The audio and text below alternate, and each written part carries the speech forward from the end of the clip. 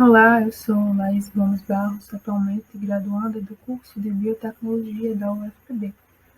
Esse trabalho é uma proposta do professor Dr. Luiz César Rodrigues, que é fazer uma videoaula sobre determinado assunto.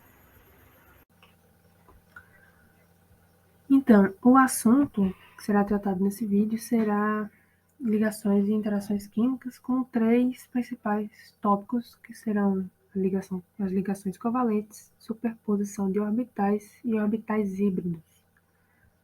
Então vamos lá. Começando com a ligação covalente, pela sua definição, ela se forma quando a atração entre o núcleo e os elétrons é máxima e a repulsão elétron-elétron e núcleo-núcleo é mínima.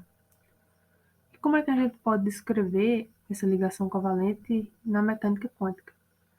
Então, quando a gente estuda os modelos atômicos, a gente percebe que o modelo atômico atual é o modelo do orbital.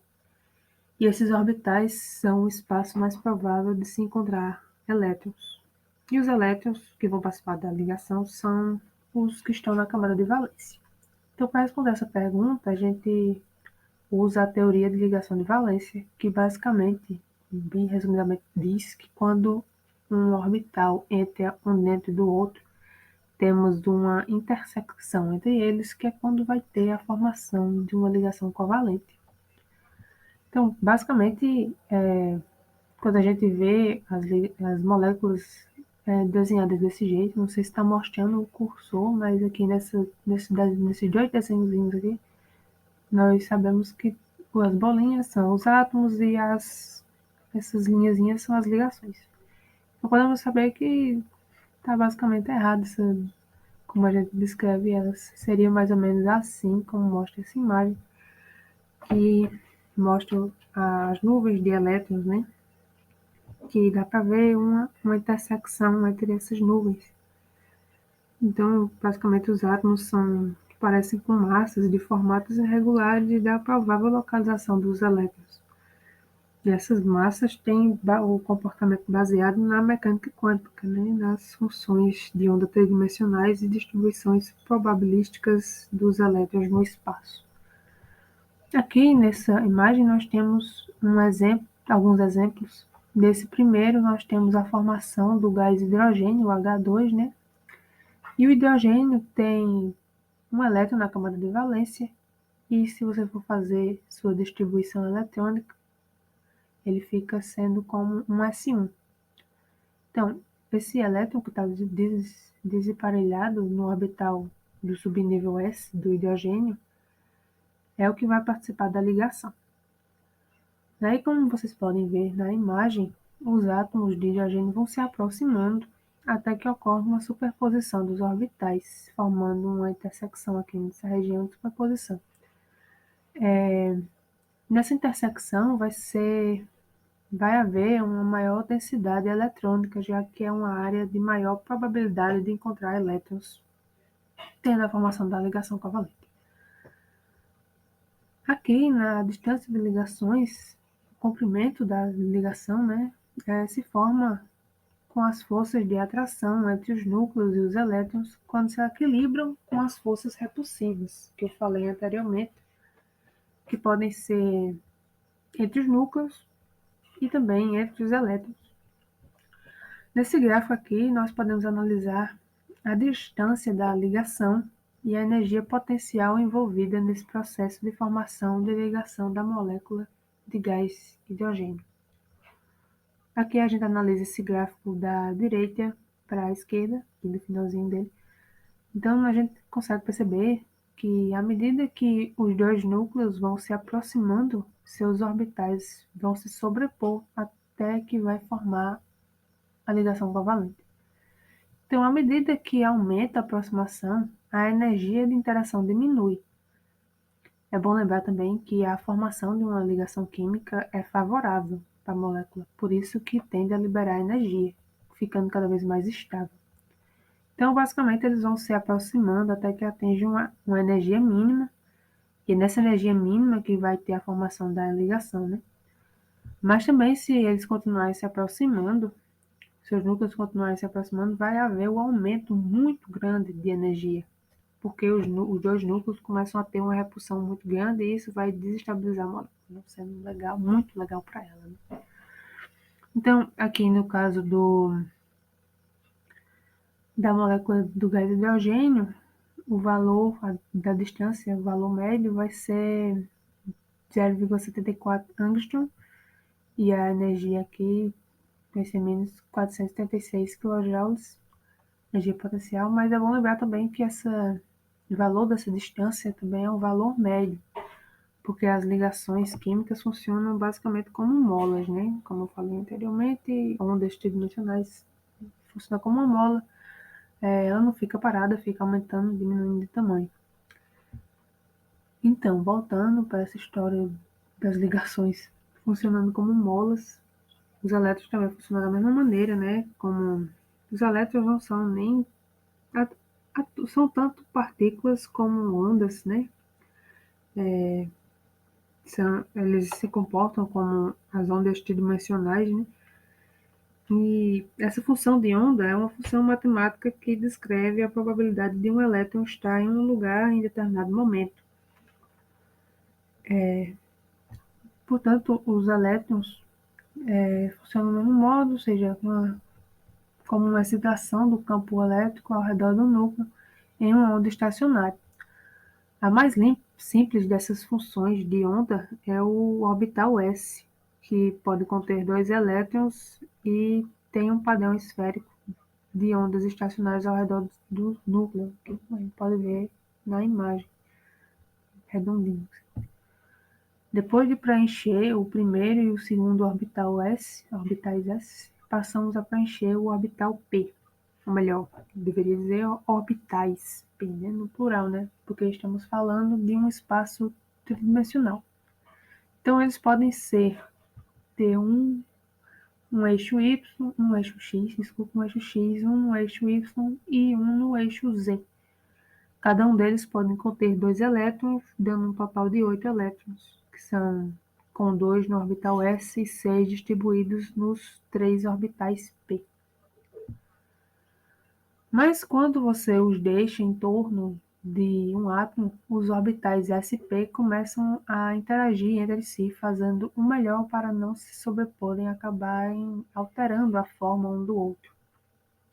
Desse modo, os orbitais sp podem se fundir, tornando-se um híbrido sp. Esse processo se chama hibridização de orbital, né? Então, e também esse arranjo vai ser definido pelo tipo de hibridização que o átomo apresenta. Aqui nessa imagem a gente consegue ver que quando eles se hibridizam, não viram dois diferentes ou um totalmente diferente, ficam 4 orbitaizinhos sp diferentes.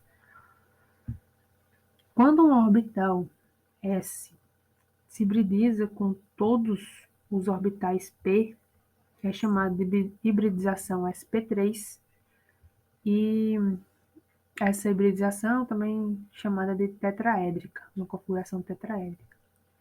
E é exatamente isso que acontece na molécula da água. Nela, os 8 elétrons do oxigênio estão arranjados com 2 em cada orbital sp3 hibridizado. 2 desses são do hidrogênio e 6 do oxigênio, incluindo esses parezinhos solitários aqui, que mesmo não participando de ligações, continuam tendo seus orbitais. Mas também esses orbitais sp podem se hibridizar de outras formas.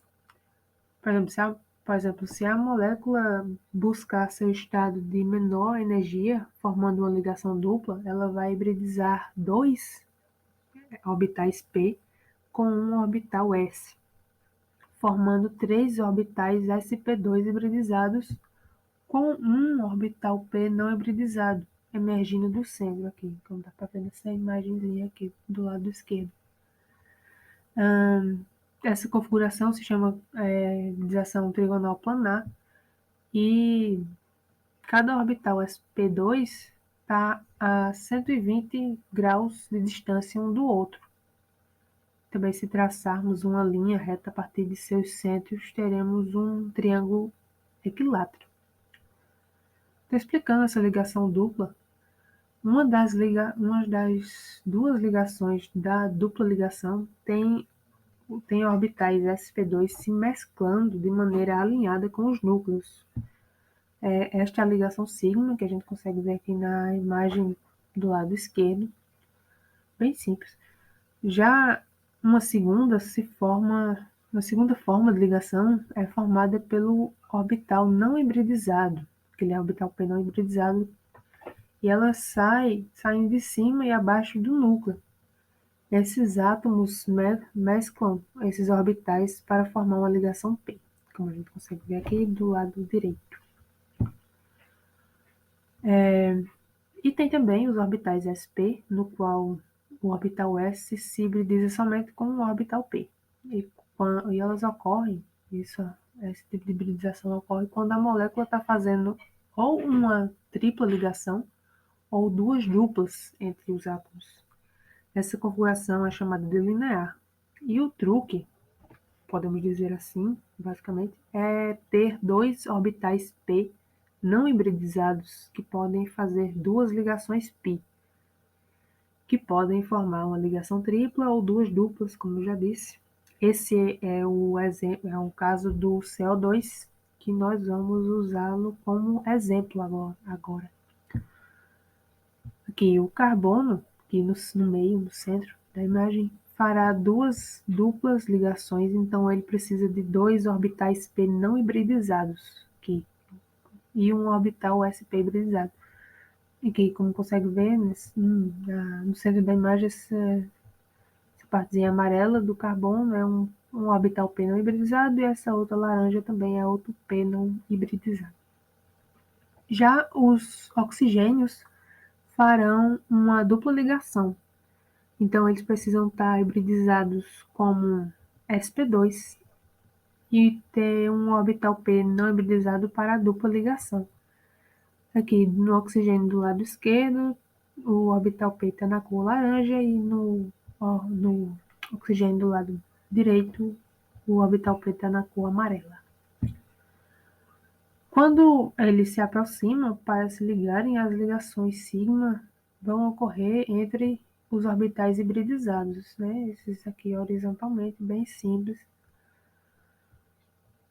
Aí, um oxigênio se alinhará para formar uma ligação π com um dos orbitais p do carbono, como a gente consegue ver na imagem. E o outro vai se alinhar com o outro orbital p do carbono, que está orientado horizontalmente, formando a dupla ligação, as duas duplas ligações. Mas como não para por aí, né, os orbitais D e F também podem se hibridizar entre si e com orbitais sp hibridizados também, formando umas estruturas bem estranhas, por assim dizer. Quando, aqui do lado direito, quando dois orbitais D se hibridizam com orbitais sp3, temos uma estrutura octaédrica aqui, D2sp3, esse lado aqui, nós conseguimos ver. Então, essas configurações dos orbitais determinam as formas das moléculas, e essas formas determinam como elas se comportam, quais os formatos e as propriedades que essas moléculas possuem.